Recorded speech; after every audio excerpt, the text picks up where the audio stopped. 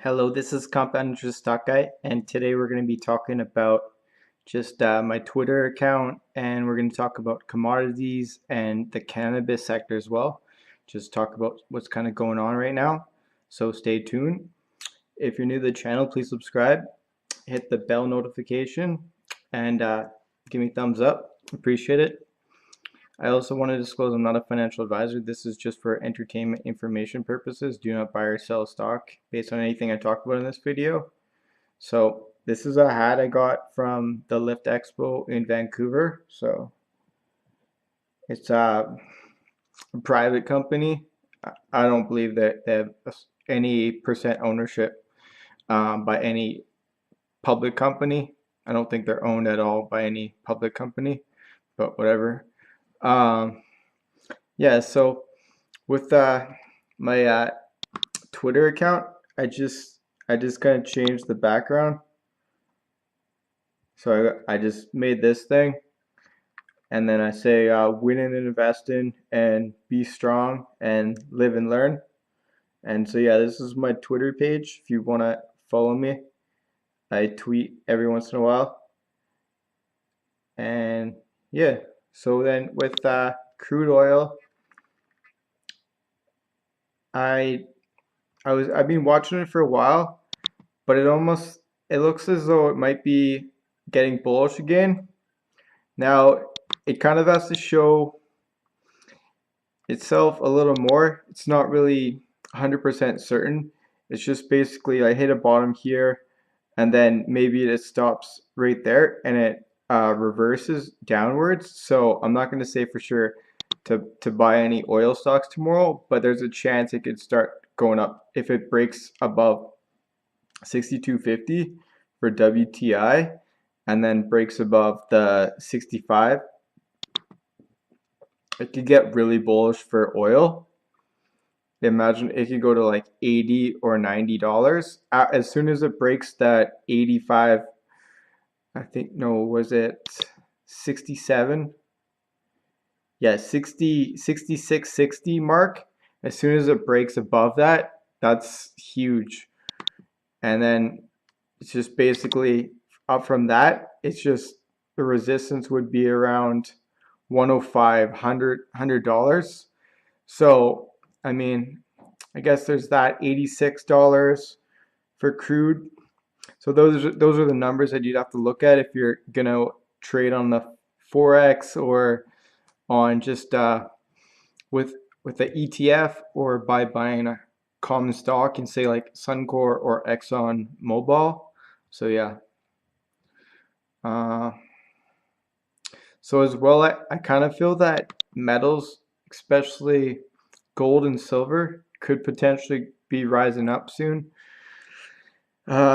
Silver is pretty low right now, and it's kind of being pushed. I mean, if it drops below like 1350 or whatever, that's probably they could go down more than that, I think.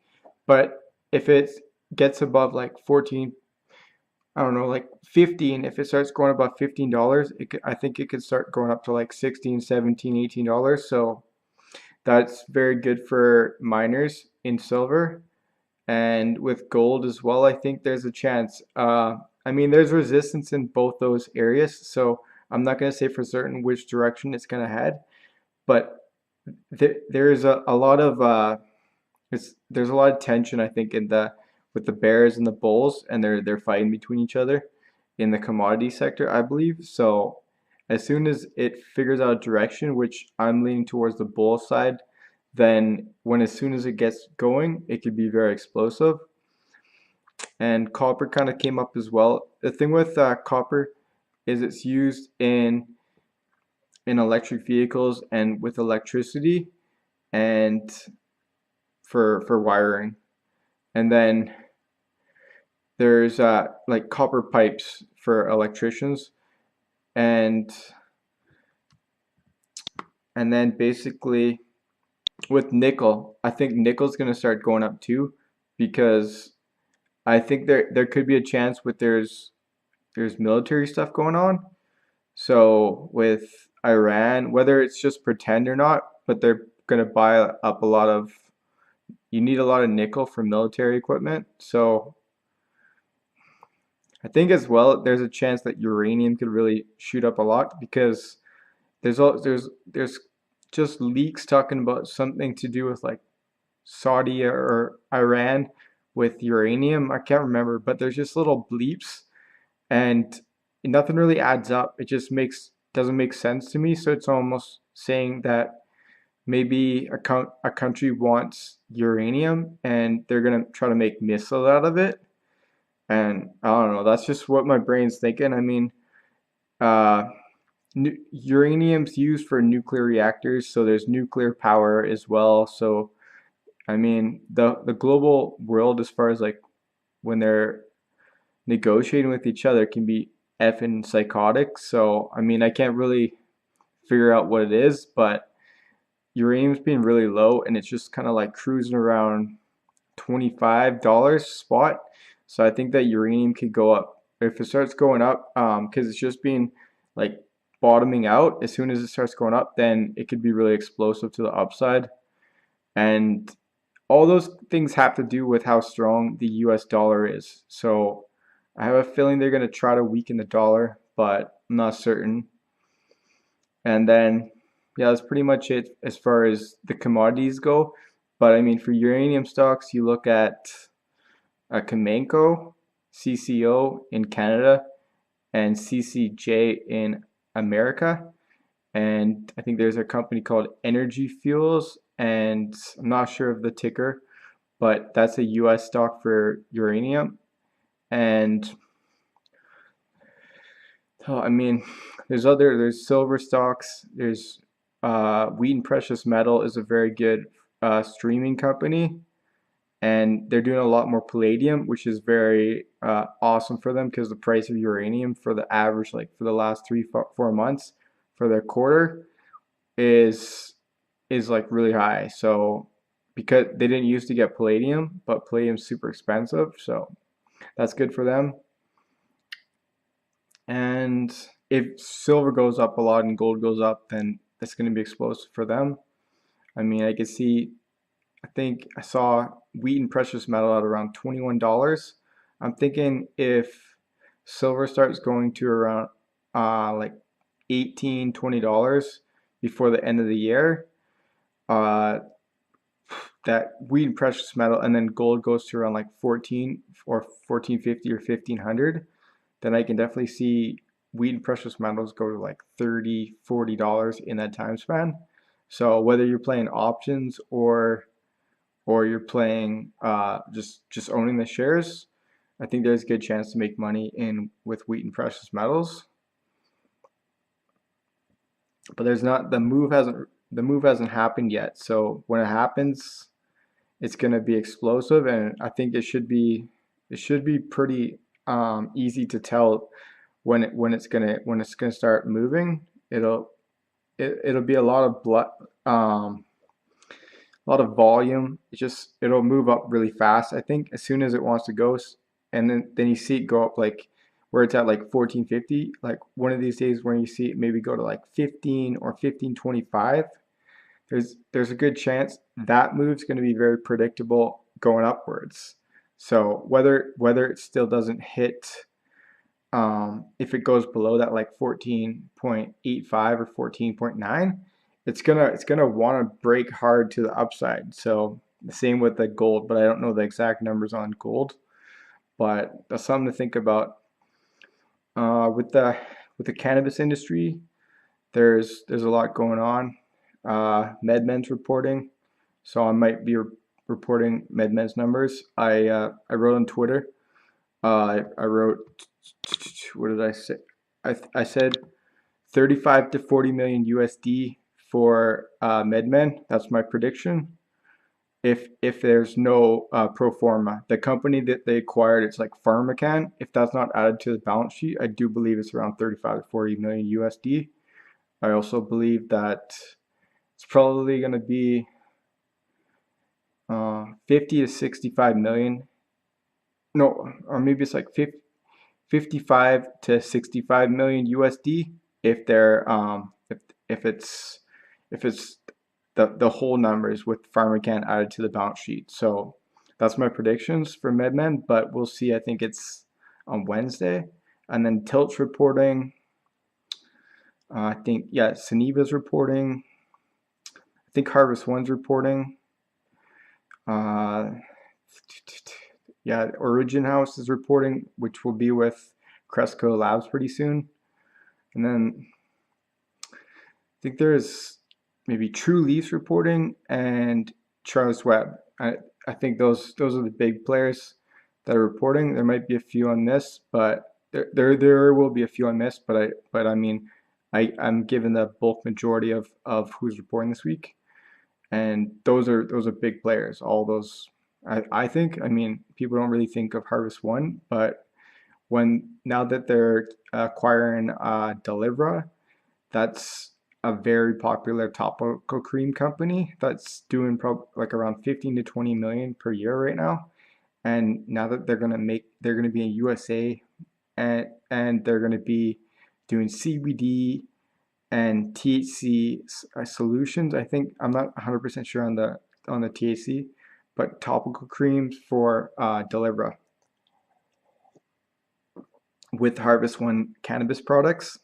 So they're working with the Valence Group Growworks that does the extraction for them. So they're going to do that stuff, and on top of that, they're going to do Dreamwater CBD, and their Dreamwater is already in Walmart and Kroger's in USA, which are huge companies.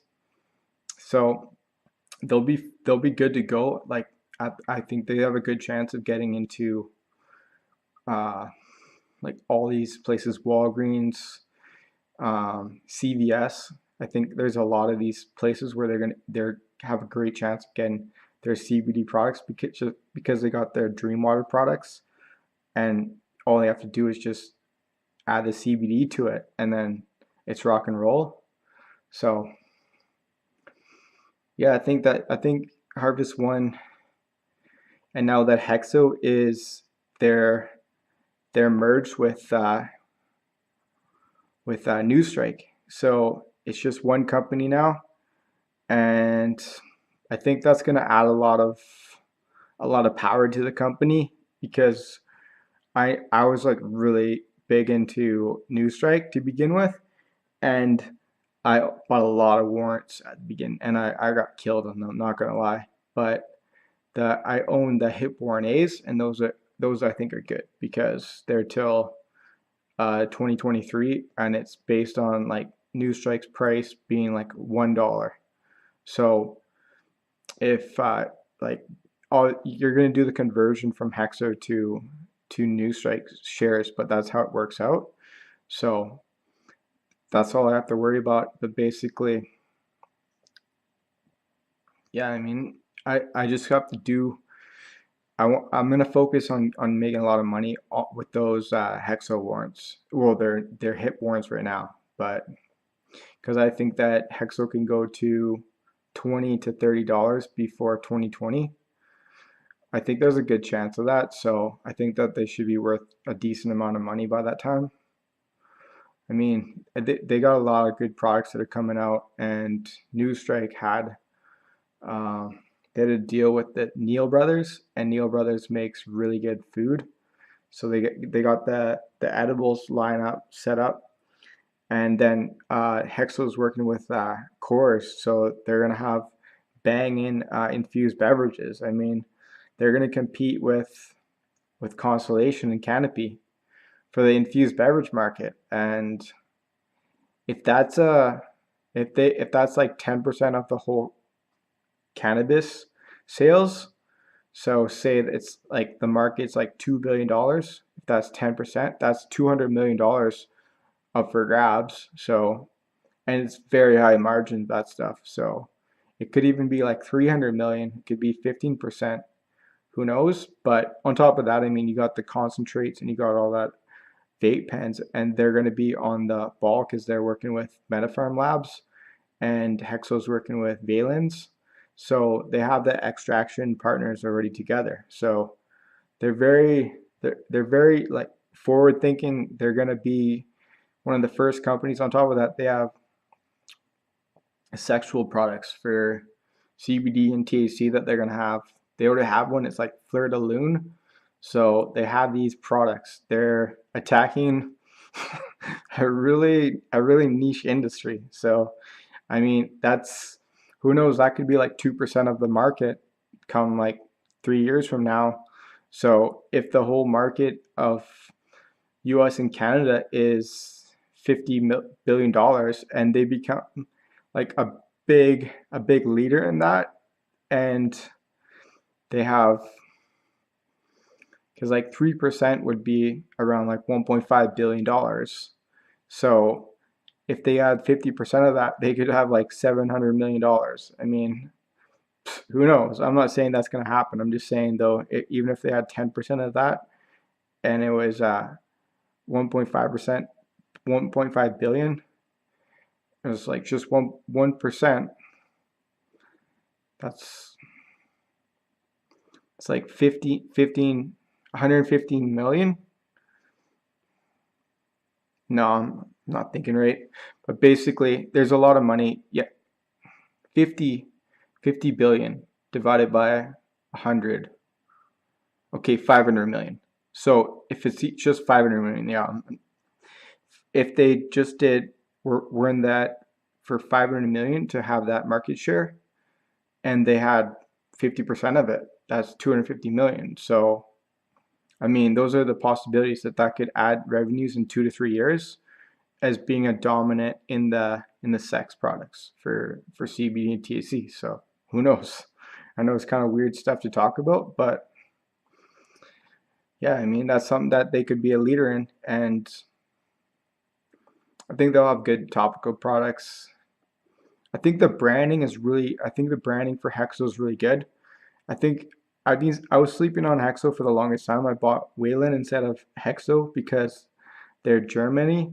They're strong in Germany, Wayland, and but I should have just bought Hexo. But I mean, they both like in order to analyze them, it was it was a global thing that moved me to Wayland Group, and but I knew that deep down in my heart that Hexo was going to be a more dominant player in Canada, and especially it solidified that when they got the 40,000 kilogram deal in Quebec. So things of those natures kind of changed my whole mindset as far, but their branding's very good. I mean, Tilray has really nice branding. That's why it went to like $30 billion.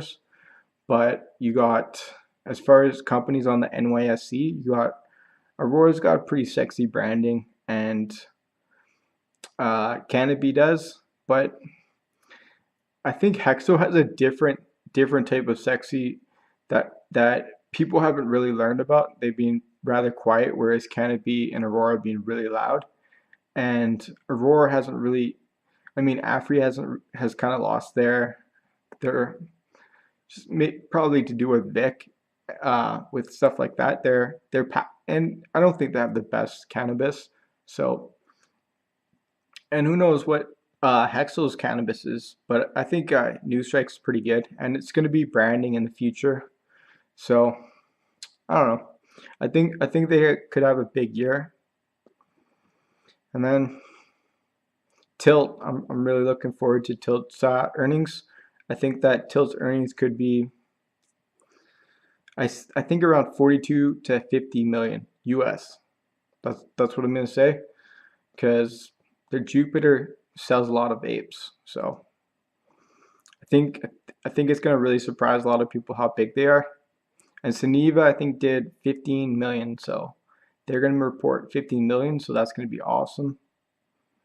I'm gonna be really happy about that because they need to solidify themselves as a dominant player in USA. I think they got that potential. So there's just the companies are really growing their revenues fast. You see TerraSend got 14.8. You see Supreme got 10 million. Yeah, there's just companies coming out of left field, and like Halo Labs did 8.7 million, and Metafarm Labs did 22 million, on Organigram did 26.